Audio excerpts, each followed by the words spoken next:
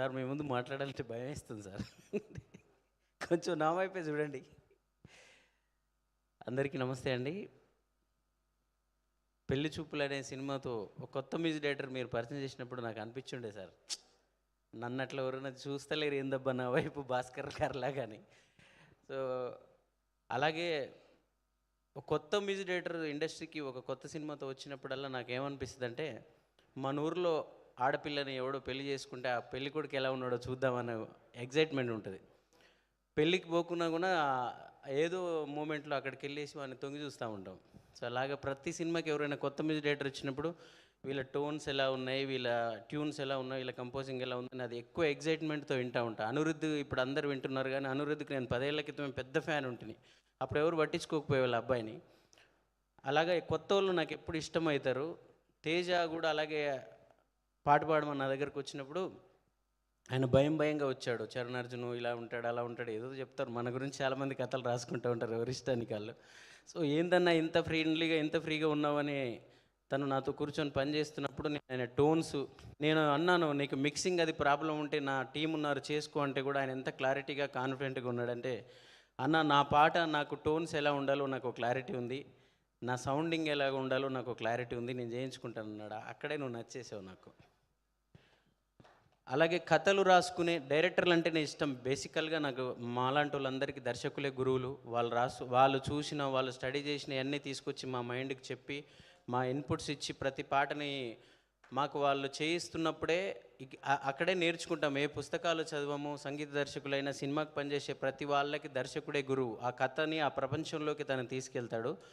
అలాగా ఆ కథలు రాసుకునే డైరెక్టర్లు అంటే ఇంకా మాటలు అన్నీ వాళ్ళే రాసుకునే డైరెక్టర్లు అంటే ఇంకా చాలా ఇష్టం, రెస్పెక్ట్ ఉంటుంది నాకు.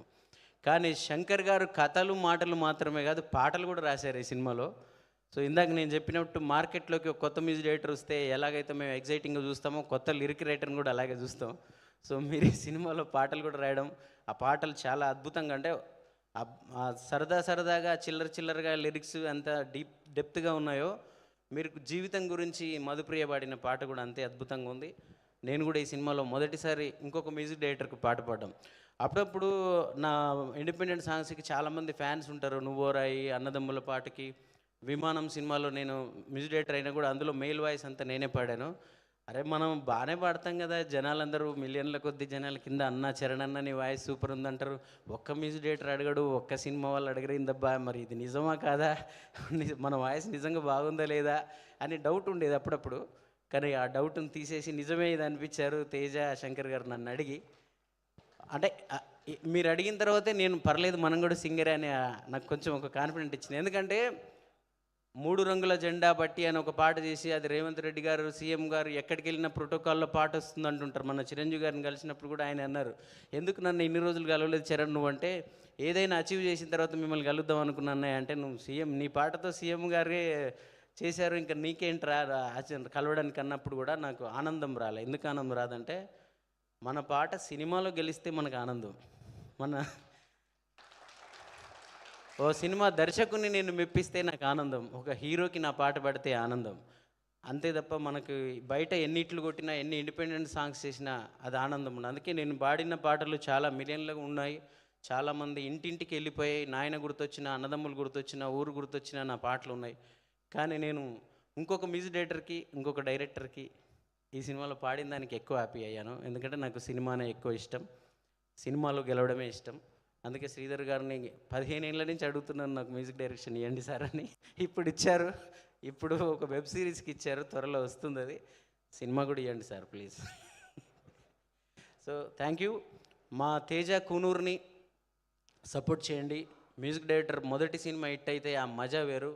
10 ఏళ్ళు అవుతుంది సినిమాలు చేసి ఇట్టు మ్యూజిక్ డైరెక్టర్ని ఇట్టు కొట్టకపోతే ఆడి సినిమా హిట్ కాకపోతే ఆడు ఎంత గొప్ప టాలెంటెడ్ అయినా వీళ్ళు పట్టించుకోరు ఇక్కడ. సో ఆ స్ట్రగుల్ మాకు తెలుసు, ఆ పెయిన్ మాకు తెలుసు. విమానం సినిమా వచ్చేంతవరకు నేను ఆడ బయట ఇప్పుడు వచ్చి అక్కడ కూర్చున్నా ధైర్యంగా, కాన్ఫిడెంట్గా. నా సినిమాలకు కూడా 3వ వరుసలో కూర్చున్నది ఎలాగో లేపుతారు మనల్ని అని చెప్పి.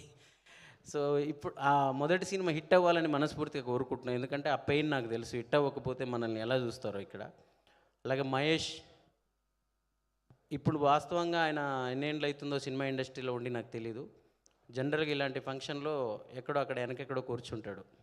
కానీ రాగానే ముందు సోఫాలో కూర్చుంటే నాకు చాలా హ్యాపీ అనిపించింది బ్రదర్. ఎందుకు మహేష్ గురించి నాకు అంత డెప్త్గా నాకు తెలుసు అంటే, మేము మా తమ్ముడు హీరోగా ఒక సినిమా చేసాం 2013-14 టైంలో. ఆ సినిమాలో మా తమ్ముడు హీరో అయితే వెనక జూనియర్ ఆర్టిస్టులు 50-60 మంది ఉంటారు, బ్యాగులు వేసుకుని అటు ఇటు తిరుగుతారు కదా. బడ్జెట్ లేని సినిమాలకి 10 మందిని పెడతారు, 20 మందిని పెడతారు. వాళ్ళనే నువ్వు అటుపో ఇటుపో, నువ్వు అటుపో ఇటుపో అంటుంటూ ఉంటారు ఎండలో. నేను చూసేవాడిని. ఆ గుంపులో ఉండేవాడు మహేష్ పాపం. అలాంటి మహేష్ తరుణ్ భాస్కర్ గారు ఒకసారి ఎప్పుడో తరుణ్ భాస్కర్ గారితో ఏదో క్యాబ్లో వెళ్తూ ఉంటే తను ఏదో చెప్తే ఆయన ఇంప్రెస్ అయ్యి, అలాంటి ఒక వ్యక్తిని మీరు సినిమాల్లో ఎంకరేజ్ చేస్తూ పాత్రలు ఇచ్చారని ఎక్కడో చదివాను. సడన్గా నా పాట పాడమని అడిగిన రోజు మహేష్ హీరో అని చెప్పారు. ఈ సినిమాలో నేనే లీడ్ క్యారెక్టర్ అన్నా అని చెప్పిన తర్వాత నేను ఒక్క క్షణం కూడా ఆలోచించలేదు. నాకు ₹1 కూడా, ఎంత నీ రెమ్యునరేషన్ ఎంత అన్న వాళ్ళు భయపడుతున్నారు అన్నాడు. నీకోసం పాడతా పోయా, నాకేం డబ్బులు వద్దని చెప్పాను. సో ఇలాంటప్పుడే సినిమా ఇండస్ట్రీ మీద గౌరవం వస్తుంది, నాకు ప్రేమ వస్తుంది, మేము కూడా గెలుస్తామనే నమ్మకం వస్తుంది. ఇలాంటి వాళ్ళ గెలుపుని చూసినప్పుడు ఇక్కడ ఉన్నాం మనం. తప్పకుండా ఇండస్ట్రీని నమ్ముకొని, ఇండస్ట్రీయే దైవం అనుకొని మిగతా అన్ని వదిలేసి ఇంట్లో ఎన్ని అవమానాలు పడే చాలామంది అందరికీ మహేష్, విద్యాసాగర్ ఇద్దరు ఒక ఉదాహరణ. వీళ్ళిద్దరు, విద్యాసాగర్ కూడా నేను చేసిన 2-3 సినిమాల్లో చిన్న చిన్న పాత్రలు చేసేవాడు. ఆడియో ఫంక్షన్లో వచ్చి అన్న నమస్తే అన్న ఈ సినిమాలో చిన్న పాత్ర చేసిన అనేవాడు. అలాంటి విద్యాసాగర్ ఈ సినిమాలో కీలకమైన పాత్ర చేశాడు. నిజంగా బ్రదర్ నాకు హెల్త్ బాగాలేదు, ఈరోజు నేను చాలా బిజీ ఉన్నాను. రేపే శ్రీధర్ గారిది పాట కూడా షూటింగ్ భద్రాచలంలో. నేను ఎందుకు వచ్చానంటే మీకోసమే వచ్చా. మా మ్యూజిక్ డైరెక్టర్ కోసం 50% వస్తే మీ ఇద్దరి కోసం వచ్చా. మహేష్, తప్పకుండా నీ గెలుపు నీ ఒక్కడి గెలుపు కాదు. నీలాగా స్ట్రగుల్ అవుతున్న అన్ని విభాగాల్లో సినిమా ఇండస్ట్రీలో ఉన్న అందరికీ, ఎందుకంటే ఆయనకి ఏ బ్యాక్గ్రౌండ్ లేదు. గెలిచిన తర్వాత మనందరం చాలా ఈజీగా ఒకటి నేర్చేసుకున్నాం. ఎవడైనా ఒకటి గెలిచాడంటే, వాడు ఎందుకు గెలిచాడు రా భయ్, వాడు ఇదిరా భయ్, వాడు అదిరా భయ్, అందుకే ఆడికి ఏదో ఉంది అందుకే గెలిచాడంటారు. ఆ పిల్లోడిని నేను చూసిన, గుంపులో ఎండలో పడి వెనక జూనియర్ ఆర్టిస్ట్ లాగా తిరిగిన రోజుల్ని నేను చూశాను. ఇలాంటోడు గెలిచినాడు. సో ఇలాగ ఉన్న అందరం గెలుస్తాం. ఇలాంటి గెలుపులు ఒక సినిమా ఇండస్ట్రీలో మాత్రమే సాధ్యం. సినిమా మాత్రమే మనల్ని రాత్రికే స్టార్ చేస్తుంది. కానీ రాత్రి అంటే రాత్రి బండికి వస్తే తెల్లారి రాత్రి కాదు, కొన్ని రోజులు పడుతుంది. ఒకరికి 10 ఏళ్ళు పడుతుంది, ఒకరికి 5 ఏళ్ళు పడుతుంది.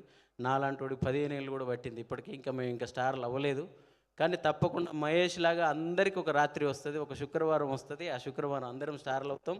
ఈ బద్మాషులు అనే సినిమాతో ఇందులో పనిచేసిన అందరూ స్టార్లు అవ్వాలని, ముఖ్యంగా మా మ్యూజిక్ డైరెక్టర్ స్టార్ అవ్వాలని మనస్ఫూర్తిగా కోరుకుంటున్నాను. శంకర్ గారు, మీ కథ రాసుకోవడానికి మీరు ఎంత కష్టపడతారో తెలుసు నాకు యాజ్ ఎ డైరెక్టర్గా. కానీ కథతో పాటు పాటలు కూడా రాసుకున్నారు చూడండి. మీరు సినిమాని ఎంత ప్రేమించారో, సినిమా పట్ల ఎంత ప్యాషన్ ఉందో అర్థమవుతుంది. పైసలు కూడా పెట్టారు చూడండి. ఇంకా ప్రొడ్యూసర్ అన్నారు కదా, అది ఇంకా అసలు దాని గురించి మాట్లాడటానికి లేదు.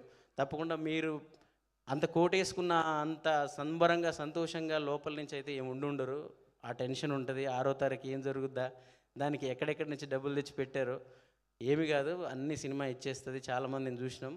మీరు నిజంగా మనస్ఫూర్తిగా సినిమా కోసం పెడితే సినిమా అన్ని వడ్డీలు కట్టుకొని మీకు అందరికీ ఇస్తుంది. ఇవ్వాలని మనస్ఫూర్తిగా కోరుకుంటూ thank you. Thank you Charan Arjun garu. Thank you so much for your amazing speech. ఏడవండి, ఎంత ఏడ్చేస్తే అంత ఏడ్చేయండి ఇవాళ. This is your day and మీరందరూ సక్సెస్